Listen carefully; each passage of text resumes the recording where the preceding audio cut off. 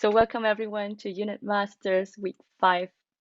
We're speaking this week about stakeholder economy and how to think beyond just the blockchain technology, how we can have an impact on society using the tools of the crypto world. And today we have with us Julius, who is the co-founder and COO of Staking Facilities, a company based in Munich, providing infrastructure for blockchain solutions.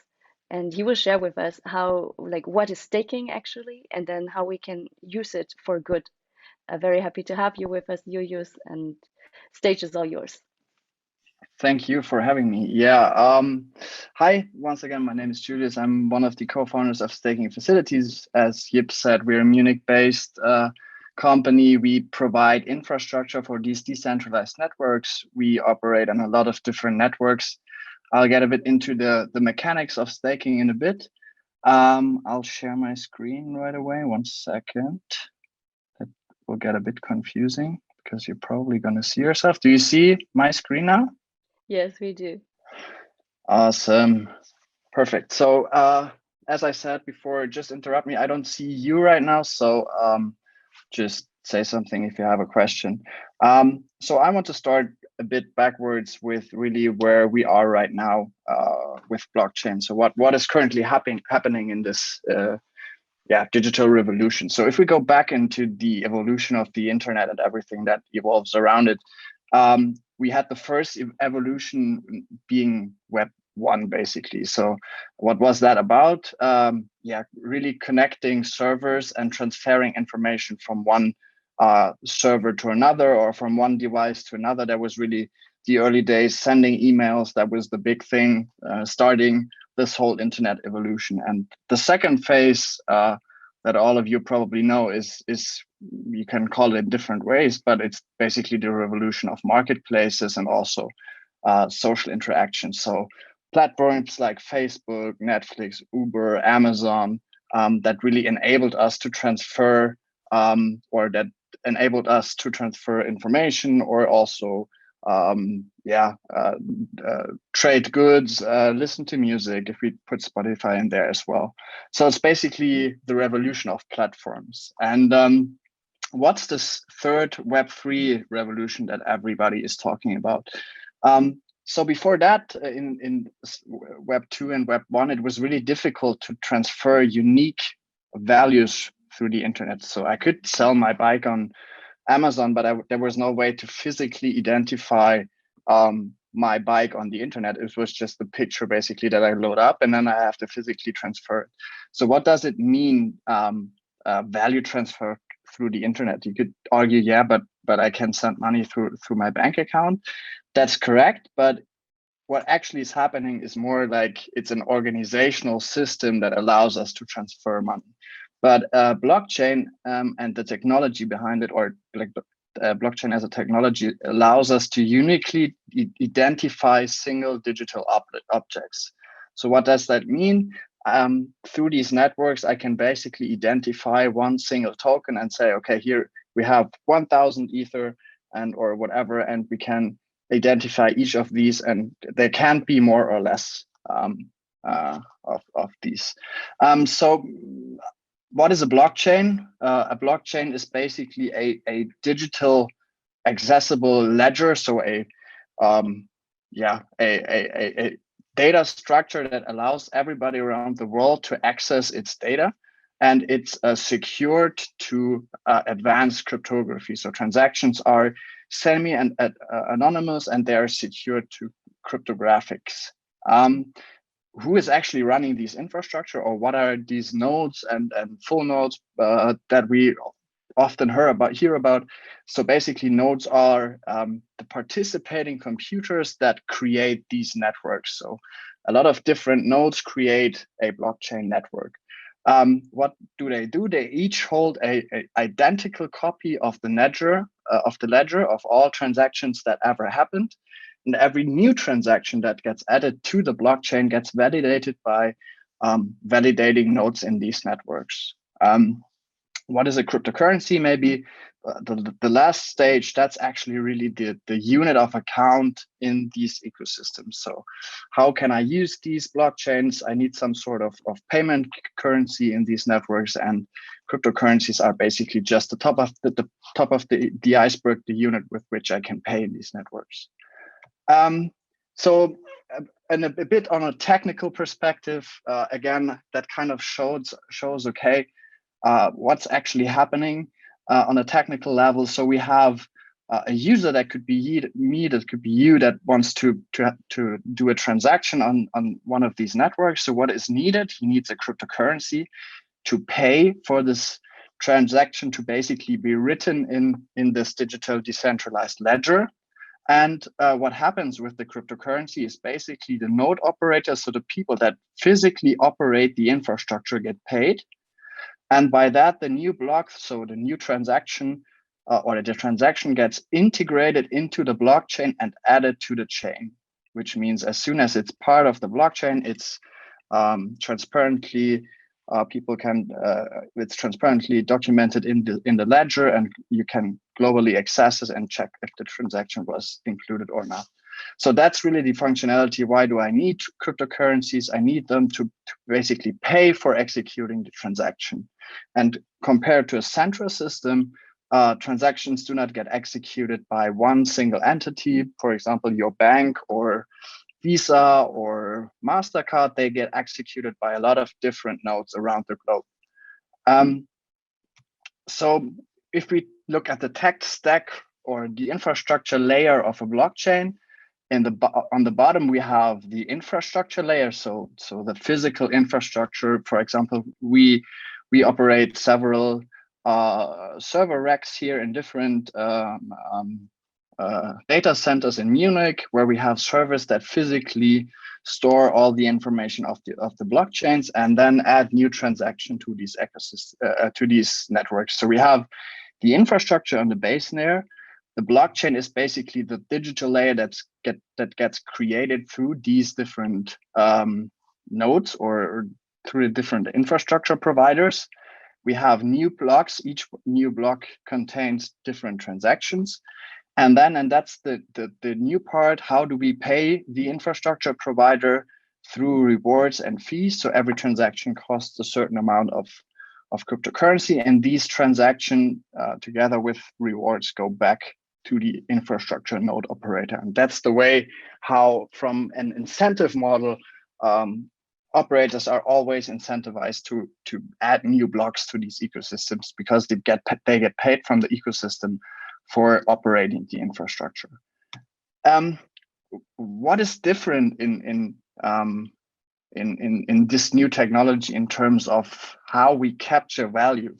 So if you take a look at the internet right now, we have the internet itself, where we transfer data. For example, I can write an email or whatever, but the real value capture, so how people make money, is not happening on the protocol layer.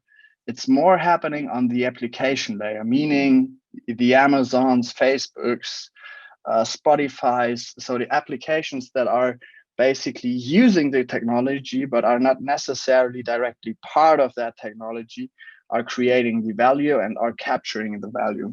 The difference in blockchain is that the real value, cryptocurrency and everything, applications that are built on top of a blockchain, they really capture the layer on an infrastructure level, which means if you use a decentralized application or a smart contract, that value is created on the protocol layer. So it's a different, and the application layer, basically having a Spotify, is not anymore the value capture point. It's more how you operate the application itself. So you can, if you take a look at NFTs, the value is not captured in one specific NFT. That the concept of NFTs is transferable to different blockchain networks, but the value of each NFT is captured on the protocol itself. So it's determined by the community, by the users, the people that are interested in the NFT, and not by the concept or the the platform that publishes these NFTs. So it's really a shift in how value is captured. I'll get to the point why. Yeah, sure. Maybe if you could just explain to us the difference between a blockchain, a protocol, a network. Yeah, that's a good question. So it's a bit confusing because a lot of these words are often mixed up. So I would say a protocol, if you really go into detail, would be the designs or the details how each different blockchain is programmed. So the protocol layer is really basically, if you compare it to a computer, it would be the operating system. For example, being Windows. We all know Windows as an operating system. The protocol for the Ethereum blockchain would then be comparable to what we would call Windows right now as an operating system. It's basically the software that you use to operate one of these networks. The network itself, I would call the conclusion of all operators or all nodes that are basically together running these or operating these networks. So the network itself is basically capturing all operators in the whole pool that are operating. If you go back, parts of the infrastructure, these together create the network. And the blockchain, again, is basically what happens if these players each operate the protocol software. So each of these servers operate, they basically run like a program. If you start a new program on your computer, they start the software of the Ethereum blockchain, and together they create this digital ledger, which is then called the blockchain. So protocol is basically the unique blockchain software. There are thousands of different blockchains. Each of them have, or they all have basically individually designed and programmed protocol software. And that's how they differ. Some of them are really secure, for example. Some of them can really operate or can execute a lot of transactions very, very fast. And some of them are made for transferring a lot of or a bunch of data really fast. So there are different designs on the software level.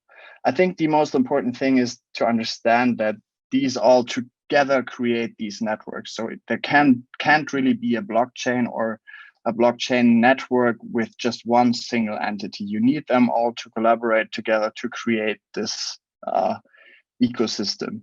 So again, protocol layer, protocol is the software each individual blockchain has. Network is all operators, all network operators together, and the blockchain is basically what they then what the software together creates is this digital ledger where you can execute transactions and programs. Did that help a bit? Clear now. Okay, that's good. So maybe one important thing, there's a lot of game theory behind blockchain itself. So I don't know how deep you already know that, or how much you have read about proof of work versus proof of stake. So what are these two? Basically, the tricky part in these decentralized networks where we have different node operators like us from Munich, we have a company, for example, in Paris, France, then we have a company in Russia that does basically the same. We have another one in the US, we have someone in South America. And how can we basically make sure that all of them try to include the right transactions in these networks? Or how can we agree that on a certain level of transactions? So for example, if we all have different knowledge of the current state meaning Julius has 1,000 euro on his bank account, Yip has 2,000. If I already send a transaction, but someone is missing that information, we can never agree on the state of the blockchain. So we don't ever have the same information, and then the whole system would break. Because if I send some money that I don't really have anymore and someone agrees on it, that would totally break the whole system. So the question is, how can we make sure that all the people that operate the physical infrastructure for these networks actually do the right thing and integrate the right transactions in these networks? That's the most tricky questions, and there are different approaches how to solve this problem. And the two biggest approaches that you've probably have heard of are, one, proof of work, which is the mechanism behind Bitcoin, and two, proof of stake, being the mechanism behind, for example, in the upcoming months, Ethereum. Ethereum is currently switching from proof of work to proof of stake, or Cardano, or Solana.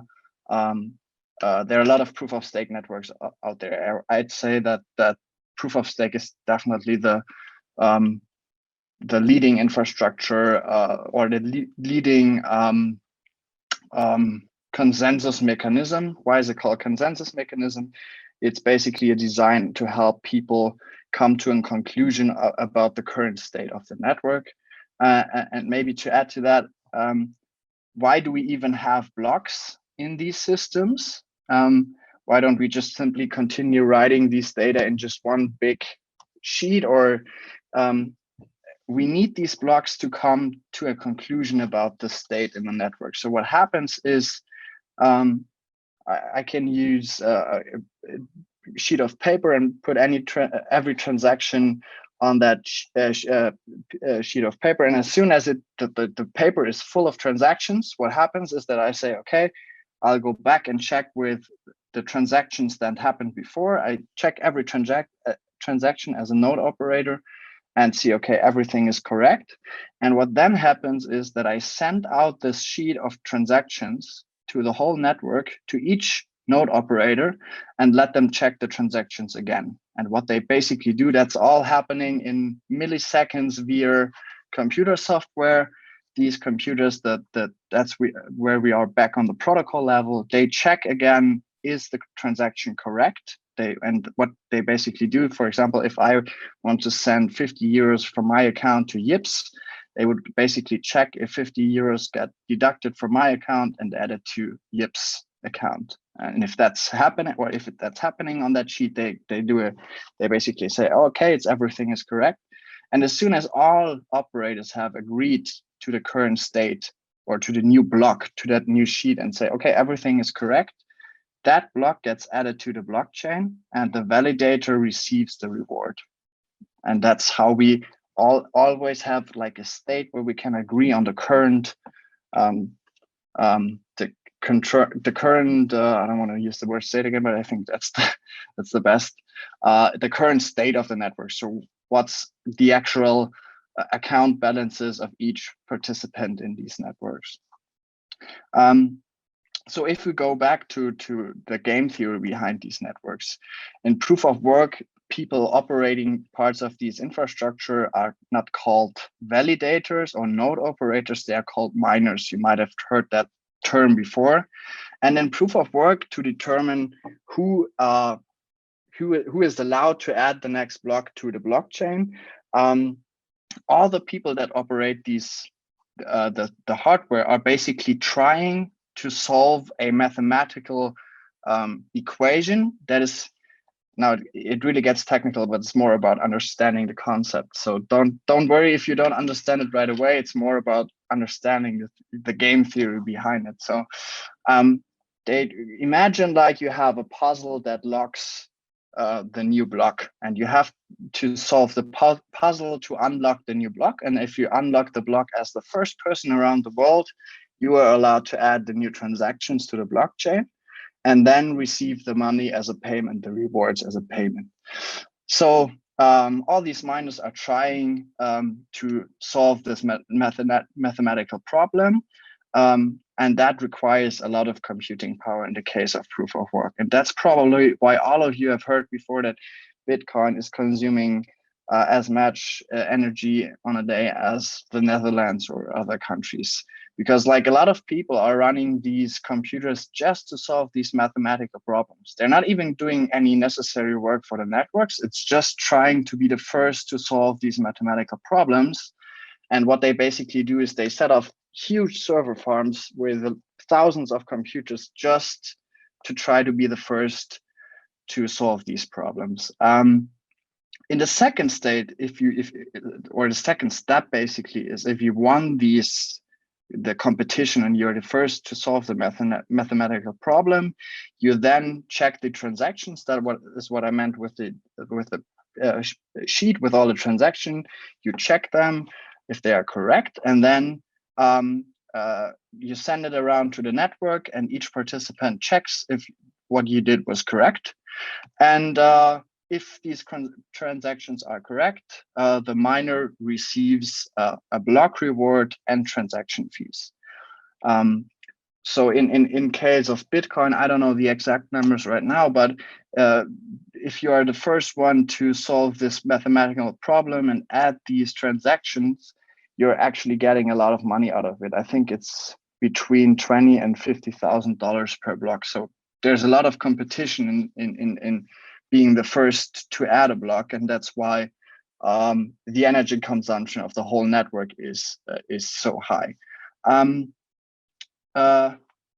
Maybe what happens if the miner is trying to trick the system? So for example, if I'm the miner and I'm saying like, hey, what about I add this little transaction here, which gives you, Julius, 2,000 euro extra. No one will notice. So what happens then is that all the people that the network that checks the transactions realize, okay, where is this transaction coming from? Julius there's no one sending these 2,000 euros to Julius.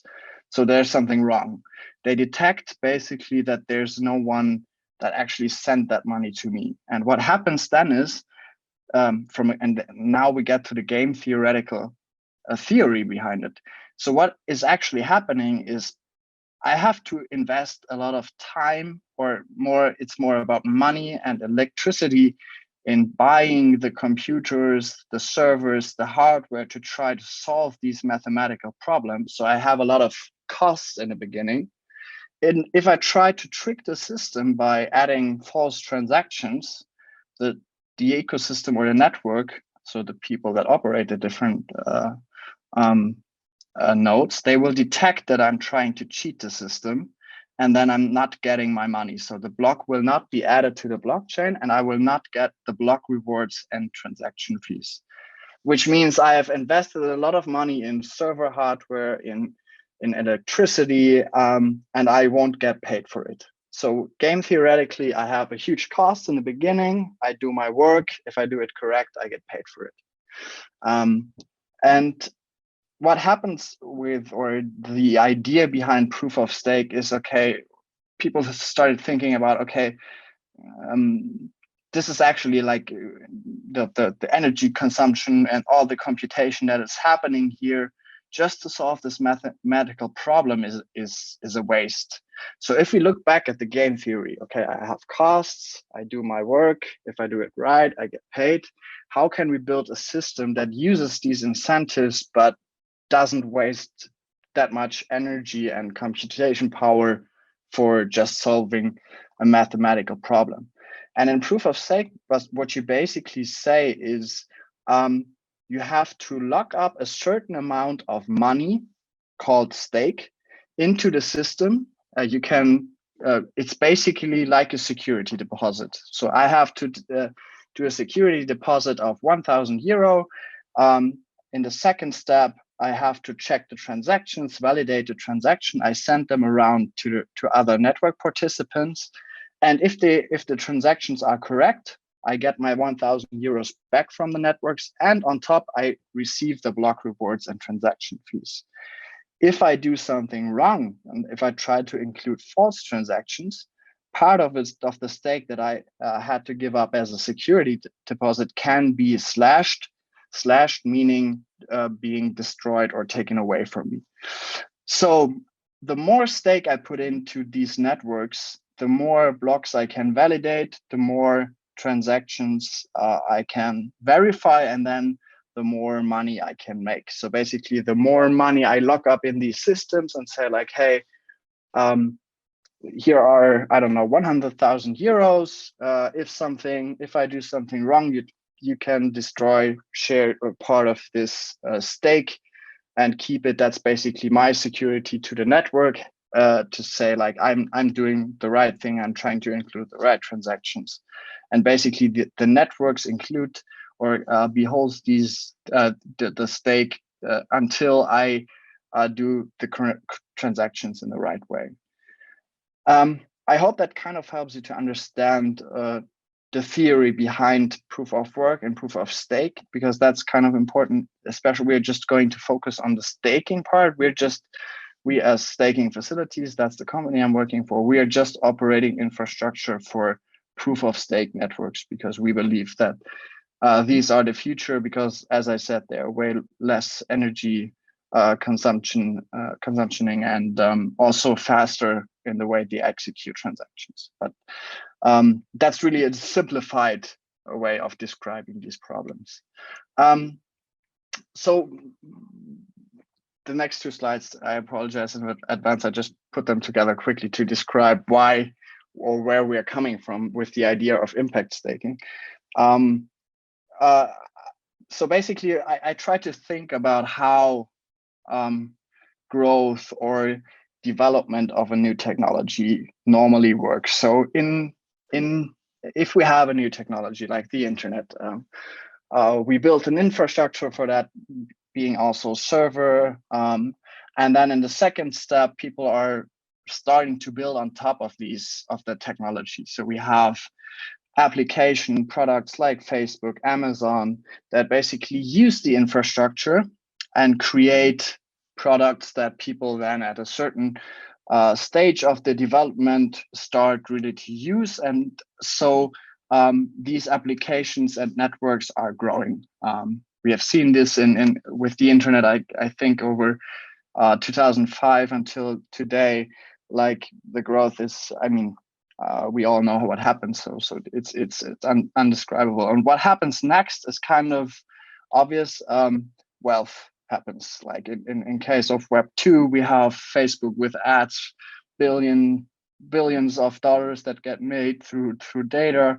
And then at a certain point, this money obviously flows back into the infrastructure. So that's kind of the cycle of a development of a new technology. And at the point of the wealth creation, at some point, people are starting to think, okay, what can we do now with all this money, and start to do some philanthropic things. Obviously, this is that's a really general description. There are definitely also people that start doing things way earlier or incorporating these way earlier. But in general, I'd say doing good is not really part of these systems, these cycles. Doing good or philanthropy is something that happens as soon as wealth is created or happened. And we thought about ways how we can incorporate doing good into the Web3 that we are currently creating with blockchain from the get-go, from the infrastructure level. And that's basically the idea of the impact validator, is basically including this doing good on the infrastructure level. I'll explain later in a bit how we imagine this to happen. But what that actually means is since doing good is then an integral part of the infrastructure level of a blockchain, any application that builds on top of it, any growth that happens on these applications layer, automatically also create wealth, or not wealth, create value and in doing good, because the doing good part is basically part of the infrastructure of this cycle. So all the wealth creation in this ecosystem already partially helps people in need, and that's basically how the idea started of the impact validator, and that's what I'm going to present now. I want you to know that this is still a very, very early stage. So we are currently validating the model. We're trying to get feedback on that. Yip is helping us a lot in designing the structure for that. There will be some changes we'll create. The idea here is really to create a movement through different blockchains, and we're trying to create a own brand, a movement that really incorporates doing good as part of the infrastructure level of blockchains. So how do we imagine, or basically this, what's the story behind the Impact Validator?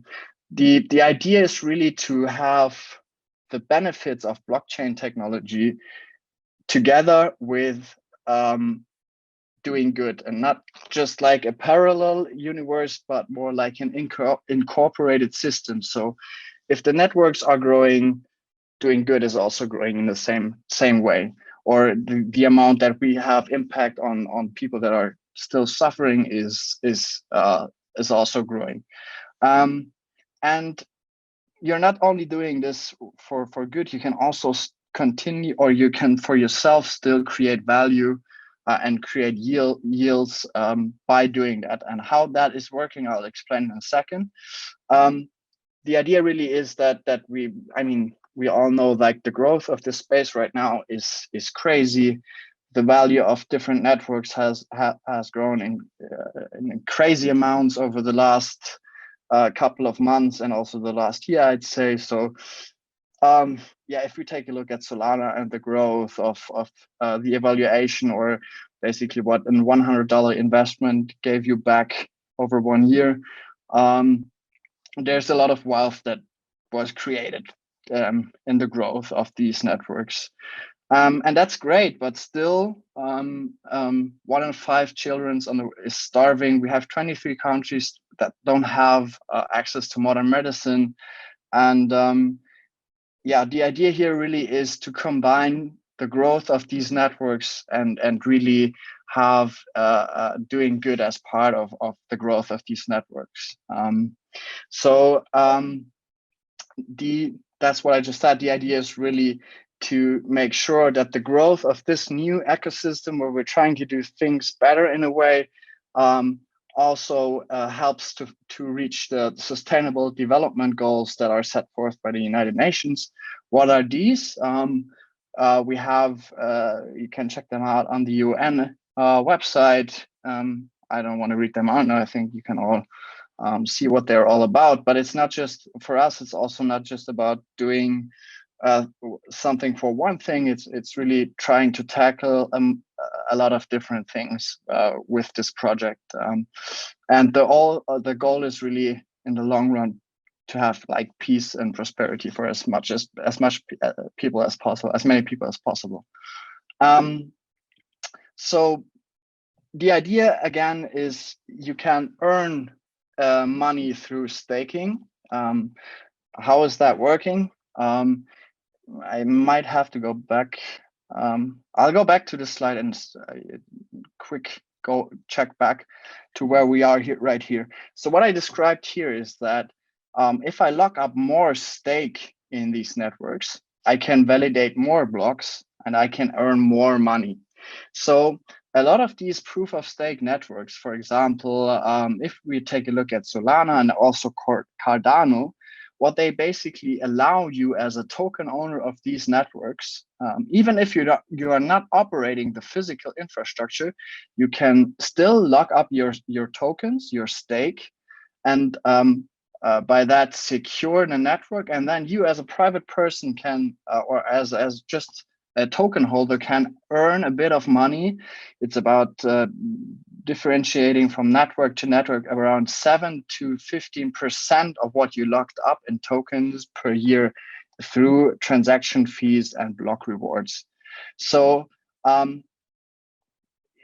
companies like us, our business model is basically we operate the staking infrastructure, and anyone can basically use the infrastructure that we provide and stake their tokens through that, get rewards. And what we basically our business model is that we charge a fee from the rewards that you make. So for example, if you're making 10% of rewards a year. From these 10% rewards, we keep another 10%. So or between 7 and 12.5% of what you make is basically our share for providing the secure infrastructure, monitoring the servers. So staking is not an exclusive thing just for techies. It's actually something for really anybody that owns stake. And that's also something that's really cool, that basically staking is a way on how you can profit on the profit streams on the networks itself. So staking is not just a financial product. It's basically you secure these networks, and through locking up your money and saying like everything in this transaction is correct, and for locking up your money and creating the security in these networks, we receive a share of the transaction fees and block rewards. So You if you go back, yeah. We have a question here from Mayank, who Yes. points out that, okay, if there's like these infrastructure companies like yours, would that not lead to Yeah. centralization within the ecosystem? That's a really good question. So probably one of the trickiest part of proof of stake, where a lot of people are currently working on, is figuring out how we can make these networks as decentralized as possible. I'll quickly switch to a website that we've built. So for example, in if we take a look at Solana, we have currently around, let's see, a lot over, I think, 1,200 people that are actually providing server infrastructure for the Solana network. And as you can see, the stake on top is really like these numbers here is the is the stake that is that the companies on top hold. So there are different mechanisms on how proof of stake networks try to avoid centralization of stake in these networks. So that's definitely a tricky question that needs to be solved over the next couple of years. If we have a couple of big players, also exchanges are kind of dangerous, because they often offer staking as a free service to their users, but staking is never free as a service, because operating these the infrastructure is really tricky. For example, we operate the website Solana Beach, and we are trying to create awareness that in this case, the 19 validators above this line, if they would work together, they could basically try to add wrong transactions to the network. And we are trying to create awareness. If you open up this page, the first 19 validators we're trying to not even show them, to incentivize people to delegate to companies that are beneath these lines. There are different concepts and ideas on how stake decentralization can happen. It's definitely a tricky question. But for example, the Solana Foundation has created a new system. There are different ways on how people are actively trying to decentralize the networks, because you have to imagine it's also a value proposition of each network. If you have a network and we would be the biggest validator and all the stake would be on our validator, probably a lot of companies and applications wouldn't use that network to build on top of it, because exactly as you said, they will see it. Okay, it's really a centralized system. It's not really a decentralized network. So there is an incentive for all network participants to really act in a way that the stake also gets decentralized. And I think in the case of the operators, we are working closely together with a lot of these validators to try to decentralize the stake as well, and try to get as much node operators in these networks as possible. So that's definitely a tricky question that where there is no right answer or no concrete solution to yet. A lot of people are working on that, and I think it's since on the same way it's really important for these networks to have decentralization, and that's why I think a lot of these networks are also trying to do different things and being really decentralized in terms of stake as well. I hope that answered the question for now. Yeah. I mean, do you Okay. have also an idea what would just moving Sorry. into the space and then controlling the majority of the stake, like financial Yeah. institutions? Yeah, that's also that's a good question that people often ask. Yeah, but if I just buy the majority of stake and then I can basically run the network by myself and take control over it? That's technically true, but you have to imagine, one is that, for example, if you take a look at the Ethereum network and the evaluation that network has right now, if it switches to proof of stake to control, you need at least 33% of the network controlled in tokens. That would cost huge amounts of money to even get these 33% of. That would be billions and billions. And you can imagine, if someone is trying to buy that many tokens, prices will go up like crazy. So you wouldn't even be able to buy tokens at the same price. It would be an immense financial effort to get these tokens in the first place.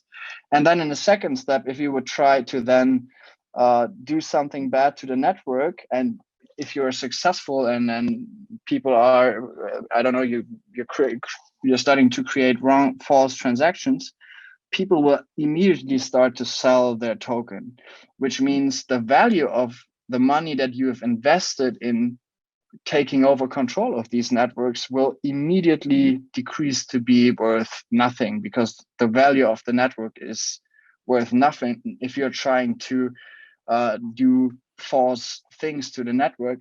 And also through governance of these networks, you can also exclude a malicious player, where if the majority of these networks agree that there's one player that is trying to actively manipulate the systems, there are ways in how, through on-chain governance, for example, you can exclude such players from these networks and just revert the network to a certain state before the malicious player entered the system. So the financial costs to take control over proof of stake networks is undescribably high, and it's unrealistically practically it's not even, I think, possible to buy that many tokens, because, for example, if we take a look, a website I can recommend if you're interested in facts and figures about staking is Staking Rewards.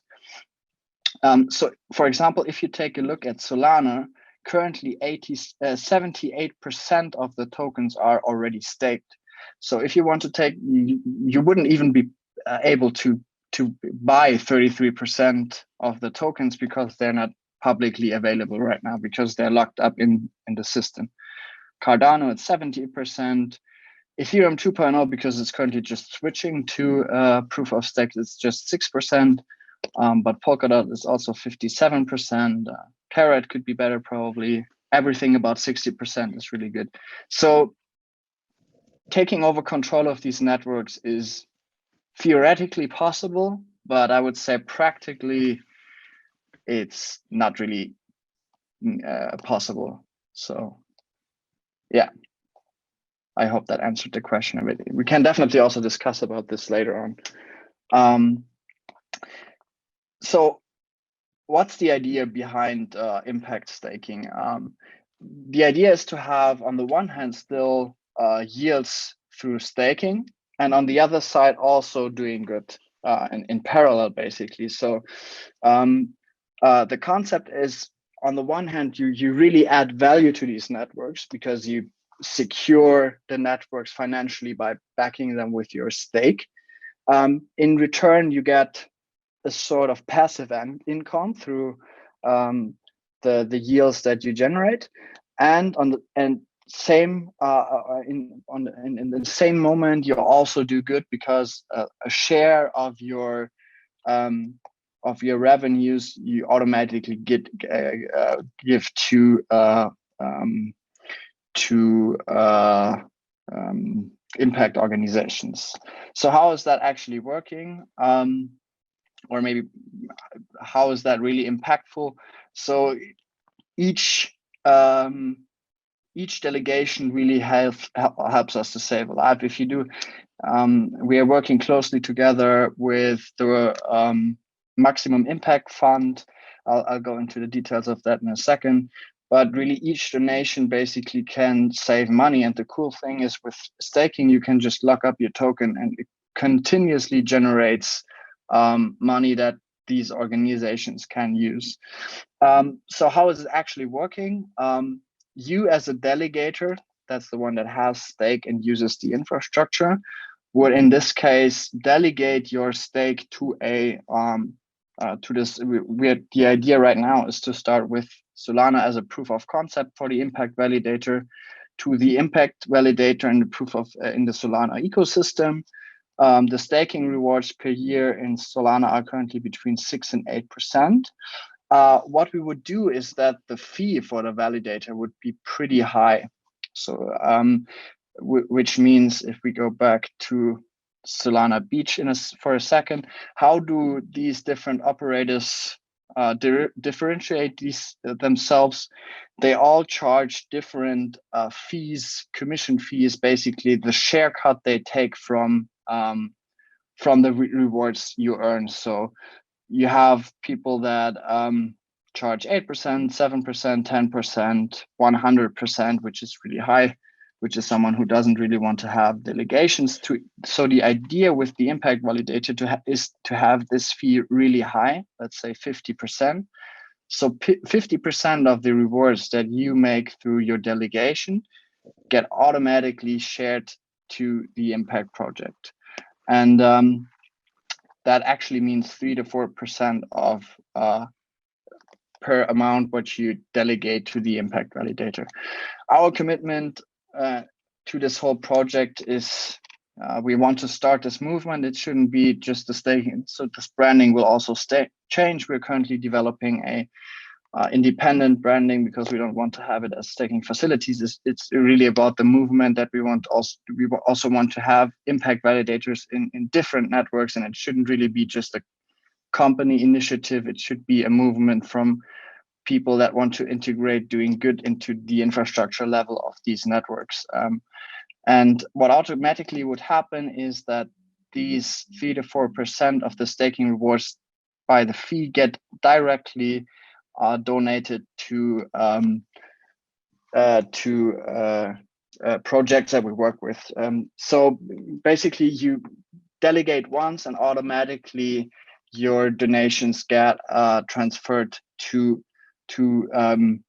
the programs we work with. The idea really is to have this as an automated process, so that you don't have to do manual donations, and it also allows the project to have some certainty about inflows. That's really the idea behind that. So the vision definitely would be to have the impact validator as the biggest validator of a network.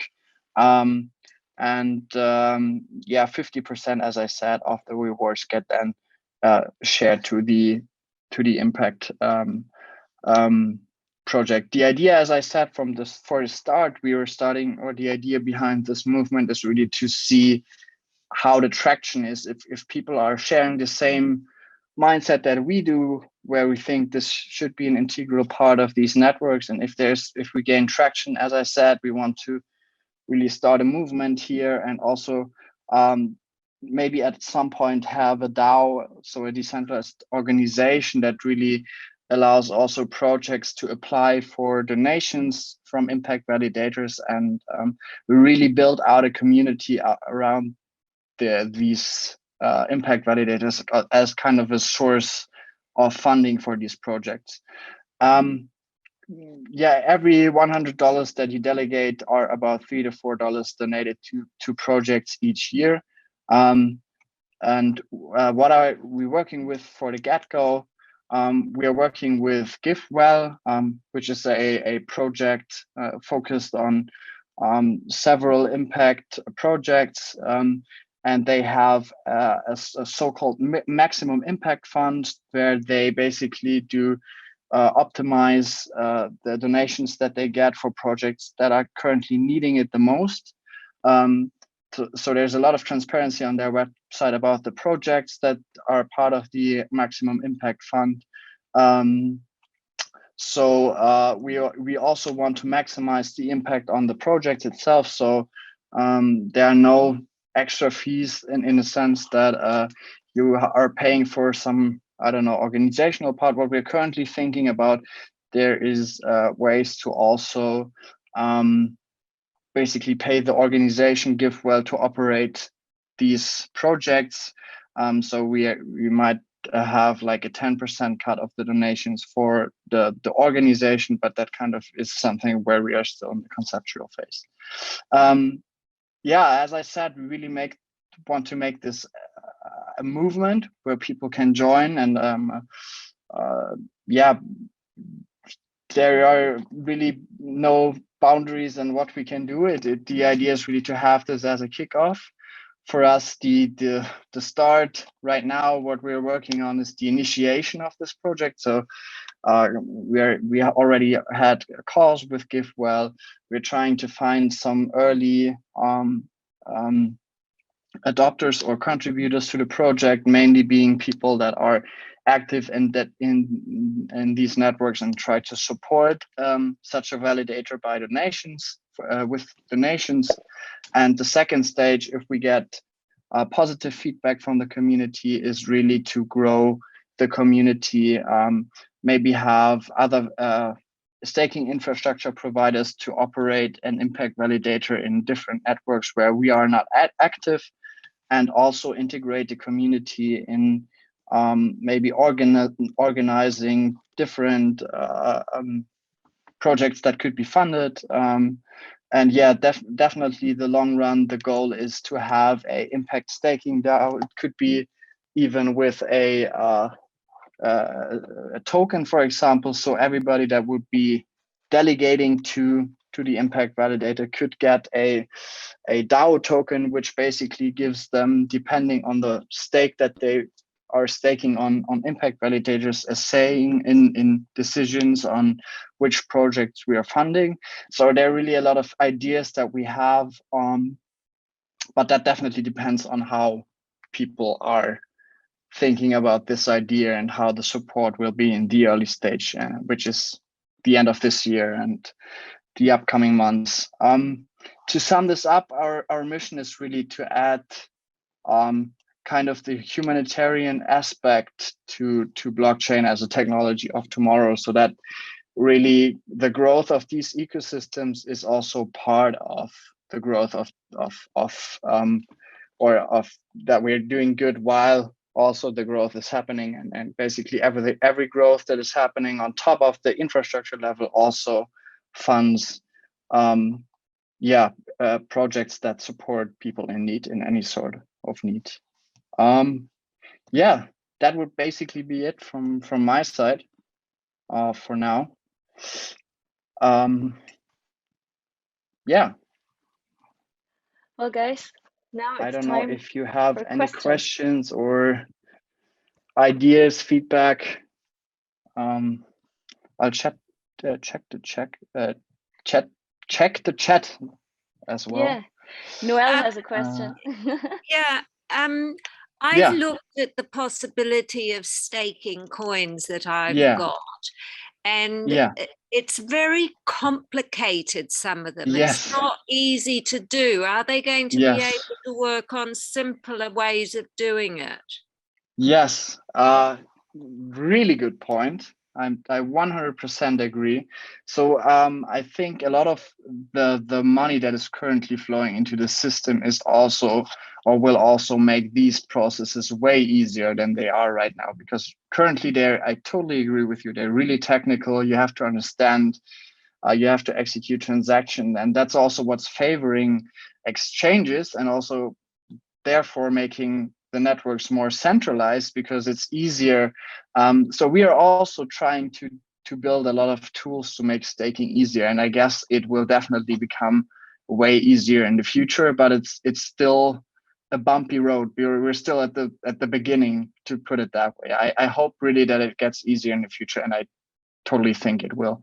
So for example, we're talking to a lot of institutionals also, so banks that are now trying to think of how they can integrate like blockchain and these networks into their, and it would be cool to have a banking account for your cryptocurrencies as well, and then use credit cards to pay with cryptocurrencies. And then you would also have staking as part of these interfaces. So I think at some point there will definitely be way easier interfaces as well, hopefully sooner than later.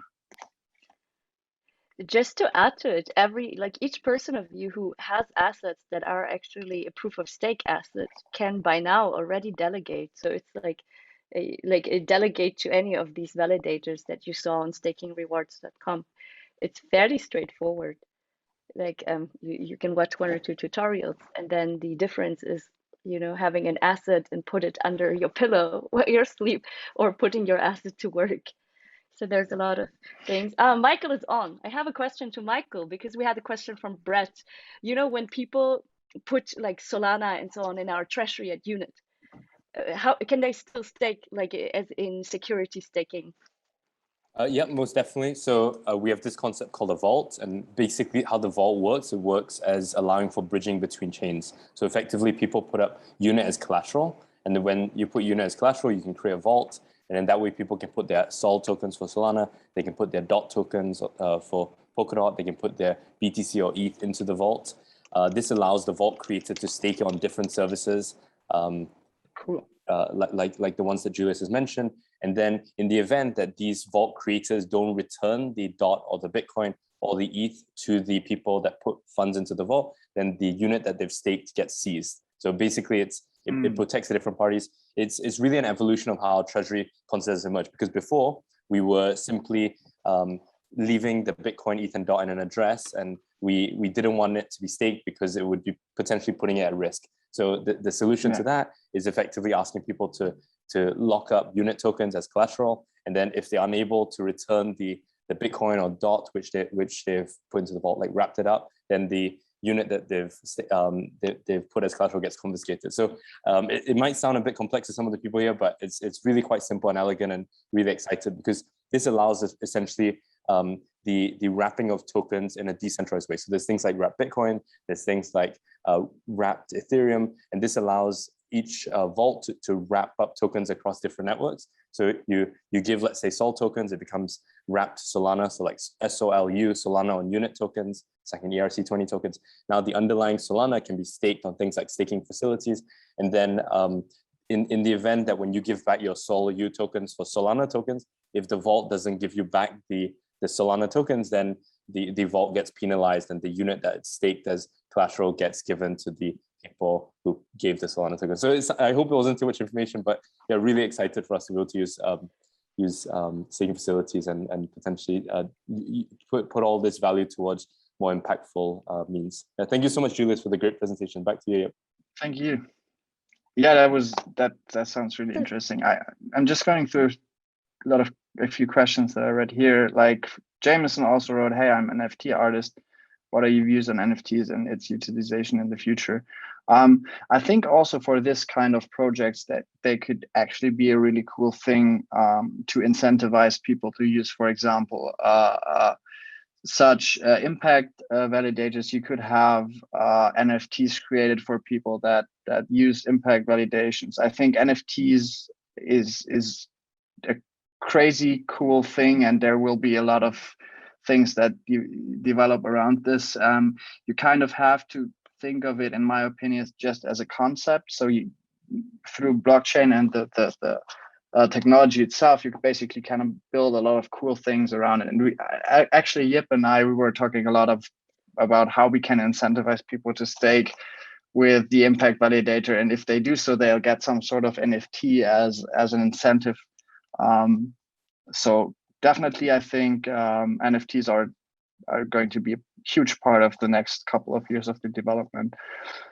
And then, yeah, sorry, go ahead. Jameson, what you can do as an NFT artist is like support that impact validator project by creating the artwork for the NFTs that can be given automatically to people who hold the stake for, let's say, a period of time, become like a long-term staker after 6 months or 9 months or so, so that also the projects that receive the funds have some, some good clarity about the cash flow.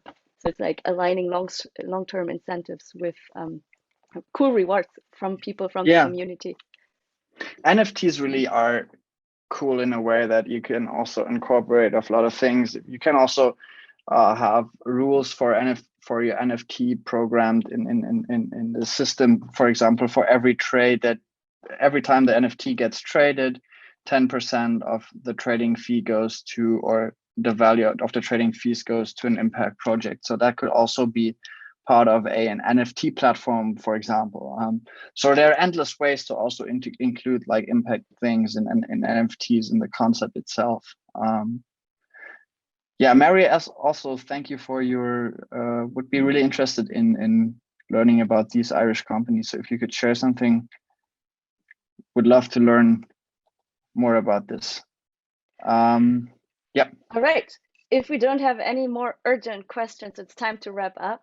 And hopefully everyone can join us again next week. We have on Tuesday Michael's talk about the token economy. On Thursday, we hear Joe talking about the token economy of the future.